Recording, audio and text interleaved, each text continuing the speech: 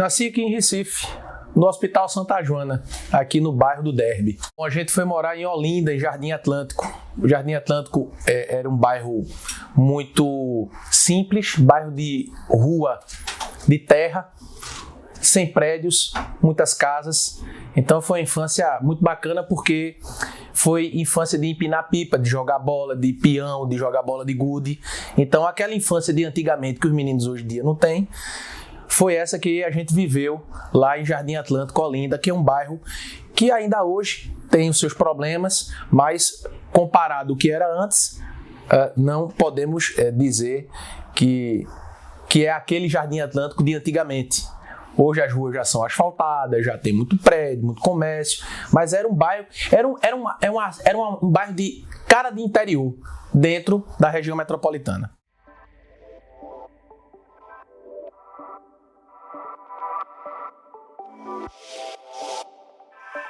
Estudei a vida toda no Colégio São Bento de Olinda, uma formação fantástica, anos de ouro do Colégio São Bento de Olinda, era referência, ainda é um colégio muito importante na cidade de Olinda, mas eu tive uma formação humanística, havia uma preocupação com isso e uma preparação também sobre os preceitos cristãos. Era um colégio religioso, é um colégio religioso, e foi muito importante aprender as disciplinas tradicionais, da matemática, do português, da história, da geografia, da biologia, mas aprender também sobre religião e ter uma formação humanística. Foi uma experiência bacana. A gente tem essa memória. Havia, evidentemente, uma rigidez que é característica e própria de colégios religiosos, mas quando a gente já vai entrando no ensino médio e começa a ter intervalos de aula, dava tempo para circular ali na região, conhecer as praças escondidas, as igrejas escondidas, o sobe e desce das ladeiras. Foi uma época muito boa. E parece que ali estava nascendo a minha primeira relação com o direito. O Fórum de Olinda, ele ficava muito perto do colégio. Ali perto tinha um colégio Sigismundo Gonçalves e a Praça do Carmo. Então ficava numas casinhas históricas. E meu pai trabalhava nesse fórum. Então eu saía do colégio e já ia caminhando, ou voltava de ônibus ou caminhava para o fórum para pegar carona para voltar para casa. Então toda aquela região ali da cidade antiga eu já conhecia, e a gente não pode esquecer que um dos primeiros cursos de Direito começa aqui em Olinda e lá em São Paulo, né? Os cursos de Direito, de repente eu acho que estava tudo escrito nas estrelas, e essa primeira relação já começa ali, conhecendo a região de Olinda, conhecendo o Mosteiro de São Bento, que é belíssimo. Quem não conhece, eu recomendo que vá conhecer o Mosteiro de São Bento. Foi uma época muito bonita e que eu guardo no meu coração.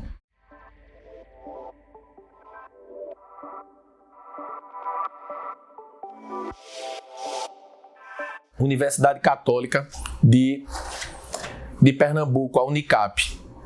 Na época do vestibular, a dúvida era fazer administração na UPE ou direito. Fiz direito então na Unicap, passei no vestibular também em administração.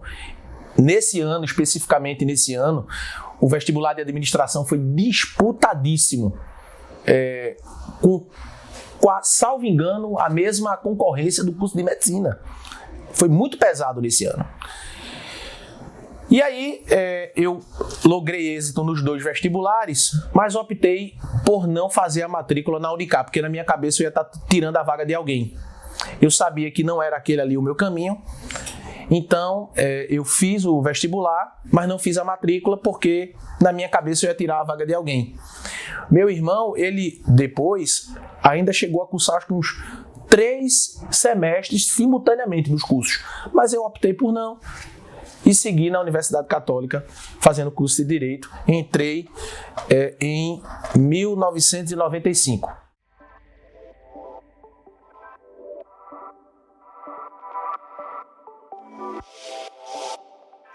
Eu não me atrevo a dizer que sou músico, não. Eu sou um curioso e interessado. Eu gosto gosto muito de música e a gente teve uma banda já na adolescência, acho que desde 13, 14 anos que os colegas ali do bairro de Jardim Atlântico já começavam a se reunir para tocar.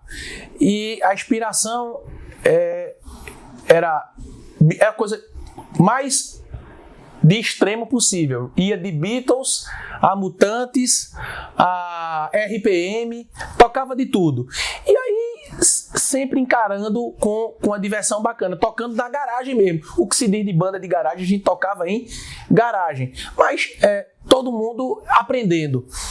Esse interesse de música vem do meu avô, Giovanni. Meu avô paterno, ele era seresteiro. Gostava de reunir os amigos todas as quintas-feiras à noite na casa dele, lá em Rio Doce, em Olinda. E aí, com o violão, tocando Nelson Gonçalves, Sérgio Bittencourt, Orlando Silva, Altemar Dutra. Então, eu aprendi o pouquinho que eu sei de tocar violão, um pouquinho mesmo, arranhando, eu aprendi com o meu avô, com o professor Josué, que era o professor dele, e um primo meu. E nós ficávamos lá, veja que infância gostosa. Além de jogar futebol na rua, de jogar peão, de jogar bola de gude, de empinar pipa, ainda tinha a oportunidade de sair de casa, sair do colégio, e nas quintas à noite, jantar na casa do avô, tomando aquela sopa gostosa, aquela canja de galinha, e tocar violão. Então eu comecei, a minha formação musical foi com essas músicas da década de 40, de 50, de 60, muito Nelson Gonçalves, muito Altemar Dutra, Sérgio Bittencourt, e ganhei o meu primeiro violão, depois ganhei o segundo, e aí a gente já sai de um violão mais básico para um violão mais bacana, e aí começa a banda com os colegas, e foi um movimento interessante, porque alguns seguiram na carreira musical, alguns colegas seguiram na carreira musical. Durante a faculdade, eu conciliava trabalho, conciliava estudo, e também nos finais de semana a gente começou a tocar, e aí a coisa ficou diferente, porque a gente começou a tocar mesmo em alguns shows, em alguns festivais, e chegou um momento que ou a gente seguia na área musical, ou realmente eu tinha que concentrar as minhas energias no estudo. Eu optei por concentrar as energias para poder passar no concurso público, que é que eu queria. Então, eu saí da banda, dei um tempo, mas muito depois, já estabilizado profissionalmente, a chama da música voltou e a gente reuniu os amigos, alguns amigos de muitos anos, alguns amigos de faculdade, e a gente voltou a tocar de novo. Por diversão, sábado, domingo, às vezes uns showzinhos, aniversário, bacana, só diversão.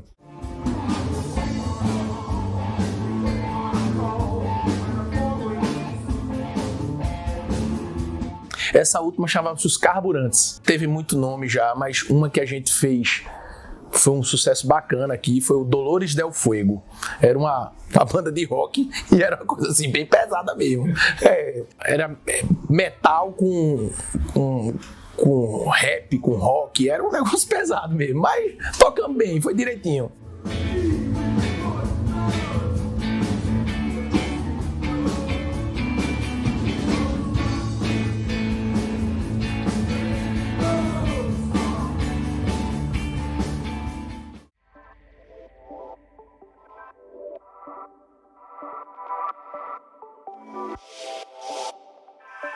Isso aí é outra paixão. Inclusive, eu vez por outra, eu estou recebendo convites de alguns amigos para a gente voltar a tocar. Eu digo, olha, hoje eu não tenho tempo para fazer os dois. Ou eu vou ter um tempinho para poder jogar o basquete, que é um esporte que eu amo, ou eu volto a tocar. Aí eu prefiro jogar o basquete. No colégio, a gente já teve os primeiros contatos com o esporte, mas naquela atividade bem lúdica, né? E fazer um amistoso no colégio, alguma coisa desse sentido. E aí, quando a gente chega ali na adolescência, os mesmos colegas que tocavam eram os mesmos colegas que jogavam basquete. Então, na verdade, a gente vivia no microcosmo, a gente vivia no mundo da gente mesmo. E aí, passava a jogar basquete. Na época foi inaugurado um parque em Olinda chamado Memorial Arco Verde, que eles construíram as quadras. E a gente pegava o ônibus, ia jogar lá, voltava. Na universidade, logo nos primeiros semestres, a gente também tinha aqueles momentos mais lúdicos, mas eu já comecei a trabalhar muito cedo, logo no início do curso. E aí, quando também estou estabilizado profissionalmente, que a gente já tem mais tempo para poder organizar a vida da gente, eu volto a jogar basquete e aí volto a jogar e recebo convite para poder representar o estado nas categorias de basquete master já, do 35 em diante. Então, eu estou com 46 anos agora, quando completei 35, voltei a jogar aqui pela Seleção Master de Pernambuco, participando de tudo quanto é campeonato estadual, regional, campeonato brasileiro. E aí a gente reencontra os colegas de antigamente, inclusive muitos dos que jogam comigo, jogaram comigo no Colégio de São Bento também. E até hoje a gente se diverte. Há pouco tempo atrás estava jogando na Copa Alagoas e a gente vai tocando enquanto o joelho aguentar, enquanto a perna aguentar.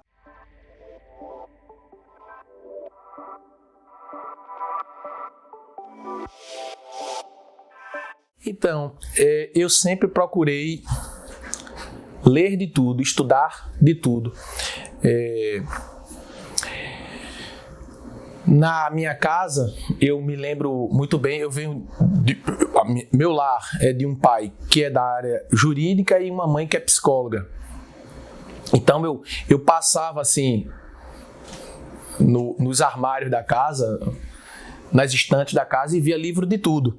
Então era interessante porque eu via um livro de direito, aí via um livro de psicologia, Rorschach, aí via um livro o Evangelho segundo o Espiritismo, aí via também um livro, eu via a Bíblia Sagrada, e aí eu via também, então assim, o livro falando de hinduísmo. Então eu sempre fui muito curioso para poder ler e absorver esse conteúdo. Eu sou cristão, sou espírita cristão.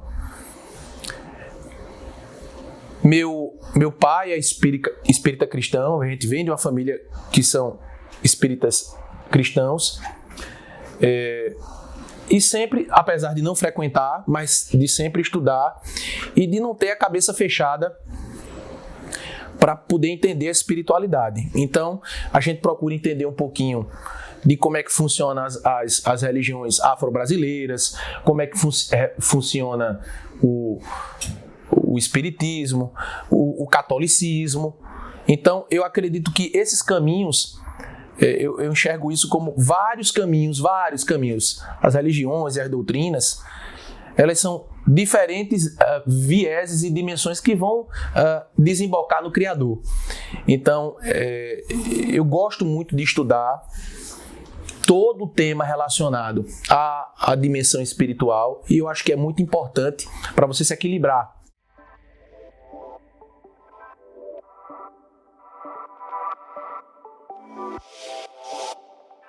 Então,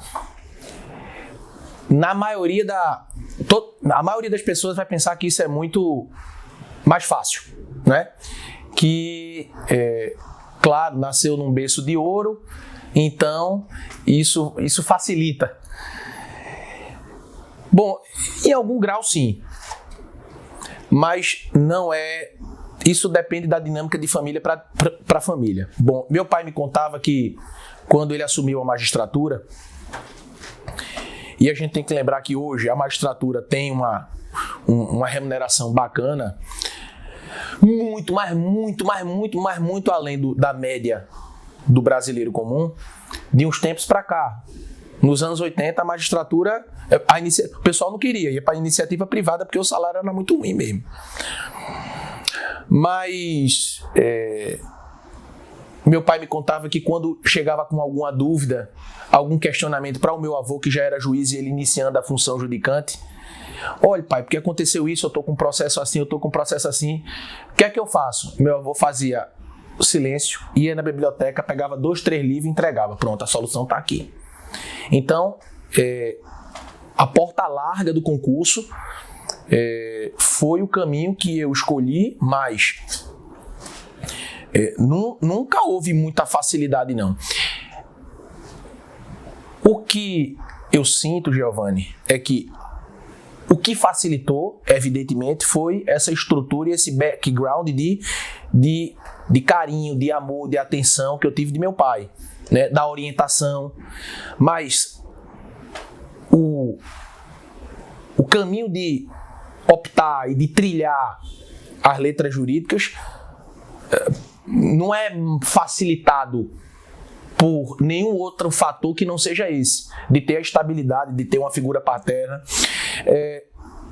Eu digo mais o seguinte: gera até uma pressão, porque esse exemplo, esse meu pai, que é magistrado, ele não é um magistrado, ele é um dos magistrados mais brilhantes do Brasil, né?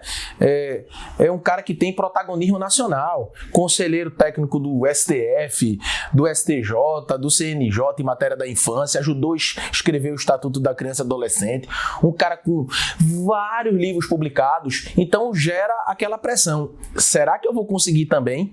Então a expectativa fica muito grande, né? Porque o sarrafo está muito em cima. E eu aceitei isso como um desafio, longe de mim querer amarrar a chuteira do meu pai, tá muito longe ainda. E não sei se vou conseguir, a gente trabalha para poder cada dia melhorar e aprender, estudar mais e fazer um trabalho em prol da sociedade. Mas existe essa pressão, essa exigência, inclusive externa, nunca interna, nunca de meu pai, para dizer: olha, você vai ter que conseguir, você vai fazer isso. Mas os outros, caramba, ele é o filho do Luiz Carlos de Barra Figueiredo, quem é que vai ser ele? E eu acho que foi pior pro meu irmão, porque meu irmão é mais novo. Então, de repente, o meu irmão já tinha um irmão mais velho que era juiz, e foi pressão para eles também. Eu procuro não passar essa pressão para os meus filhos, né? Deixando muito tranquilo para eles seguirem a carreira dele, do que eles optarem, do que eles realmente quiserem, se sentirem tocados, se sentirem chamados. Mas evidentemente que facilita, porque você estuda em colégio particular, você não... É diferente, lógico, eu não vou ser hipócrita aqui de dizer que eu estou saindo e partindo do mesmo ponto de partida que a maioria da população brasileira.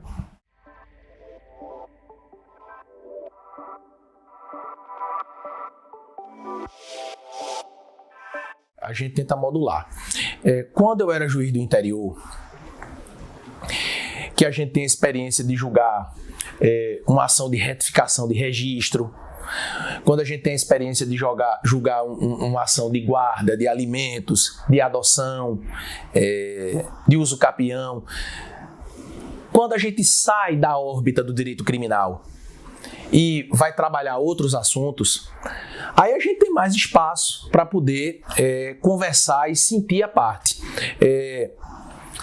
Aquele senhorzinho que está precisando retificar o registro de casamento para poder constar lá como rurícola ao invés de motorista, por exemplo. Então, essa é uma audiência diferente, porque é uma audiência mais descontraída. A gente pergunta qual é o feijão que ele planta, o arroz que ele planta, manda mostrar a mão para ver se tem marca de inchada. Então, é um bate-papo que, de repente, a parte não pode estar nem percebendo, mas aquele clima de descontração está fazendo parte da apreensão do caso e da coleta de prova. Então, a gente consegue ter um momento de mais tranquilidade. No processo criminal é diferente, porque nós estamos lidando com dores. E às vezes, dores e mágoas e cortes e feridas que não cicatrizam.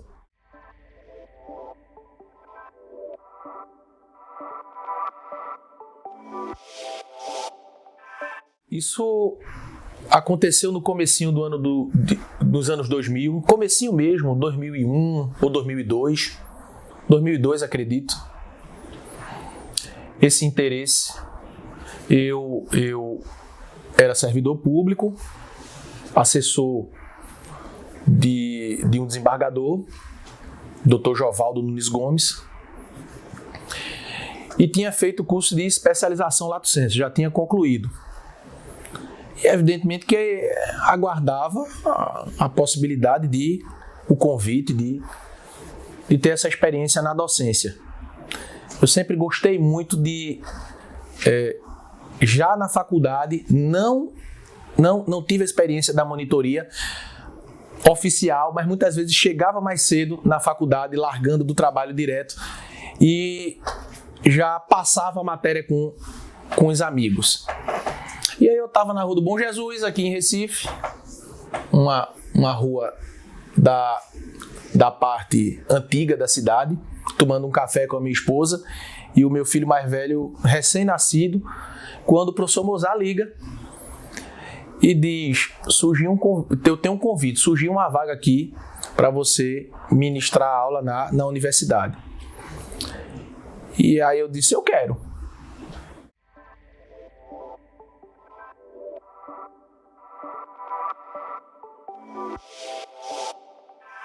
Bom, eu cheguei no JUS 21 a convite do amigo já de longas datas de Giovanni Moraes.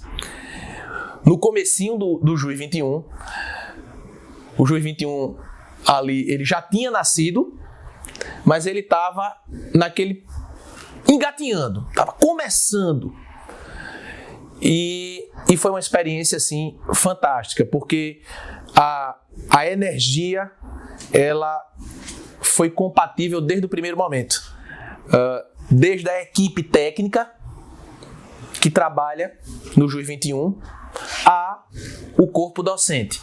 Eu pude encontrar alguns professores que já conhecia, do circuito aqui docente dos concursos públicos.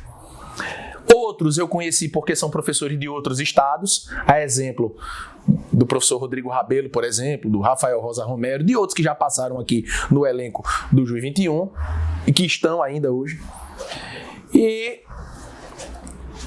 JUS 21 eu já disse a Maurício e a Giovanni que eu só saio quando eles me botaram para fora.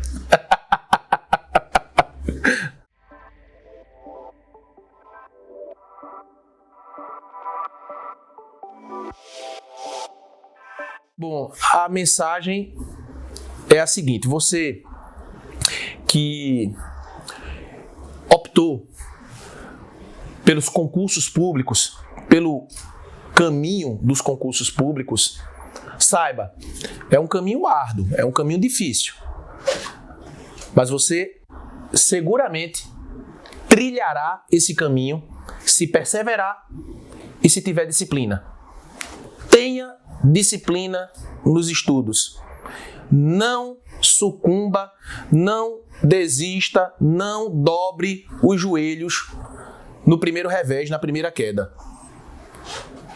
É como diz aquela música, levanta, sacode a poeira e dá a volta por cima. Siga.